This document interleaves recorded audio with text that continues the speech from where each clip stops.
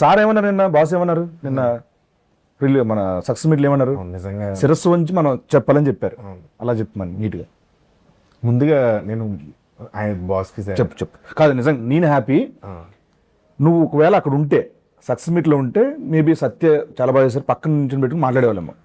Shooting అయిపోయింది, అప్పటికే అయిపోయి ఆయన మాడే టైంకి నేను లైవ్ చూస్తున్నాను. నిజంగా లైవ్ చూస్తుంటే నాతో మాడుతున్నట్టుంది ఆయన. అవును, నువ్వు నన్ను చూస్తున్నావు అని చెప్పి నన్ను అడ్రస్ చేశారు. నాకు నిజంగా నేను చిన్నప్పటి నుంచి, అంటే చిన్నప్పుడు నాకు తెలిసి వెళ్తే మామూలుగా అందరూ ఫ్యాన్స్ ఉంటారు, చాలా మంది ఫ్యాన్స్ ఉంటారు, బోల్డ్ మంది ఆయన కలిసి ఉంటారు.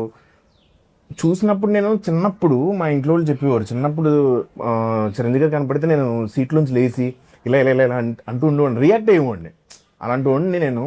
ఆయన అంటే చాలా ఇష్టపడి, ఒక ఆరాధ్య దైవం నాకు. నిజంగా ఆయన్ని వచ్చి కలిసినప్పుడే ఫస్ట్ అదే బోనస్ అనుకున్నాను నేను. అలాంటిది నాకు ఆయన చెప్పడం నిజంగా కళ్ళం నీళ్ళు వచ్చింది, నాకు చాలా ఫీల్ అయ్యాను. చాలా బాగా. అంటే నాకైతే ఒక అచీవ్మెంట్ ఇది, నిజంగానే. అది నిజంగా ఇది ఒక అచీవ్మెంట్ కింద ఫీల్ అయింది. అది మాత్రం ట్రూ.